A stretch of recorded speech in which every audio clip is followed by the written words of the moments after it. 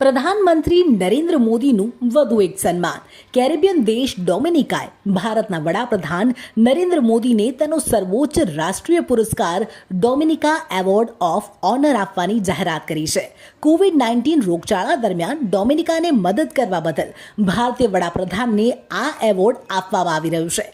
હવે વાત જાણે એમ છે કે ભારતે ફેબ્રુઆરી 2021માં એસ્ટ્રેઝેનેકા કોવિડ-19 રસીના 70,000 ડોઝ ડોમિનિકામાં મોકલ્યા હતા અને આ રસી ડોમિનિકા અને તેના પાડોશી કેરેબિયન દેશો માટે ઘણી ઉપયોગી બની અને એટલે જ ડોમિનિકાના સ્વાસ્થ્ય માળખામાં ભારતીય વડાપ્રધાનના આ સહયોગ માટે તેમને આ પુરસ્કાર આપવામાં આવી રહ્યો છે. પીએમ મોદી 19 થી 21 નવેમ્બર સુધી ગુયાનાની મુલાકાતે જવાના છે. ડોમિનિકાના પ્રમુખ સિલ્વેની બર્ટન ગયાનામાં ઇન્ડિયા કેરિકોમ સમિટ દરમિયાન વડાપ્રધાનને આ એવોર્ડ અર્પણ કરશે. આ સન્માન મેળવનારા તેઓ ભારતમાંથી પ્રથમ અને ચોથા બિન રશિયન વ્યક્તિ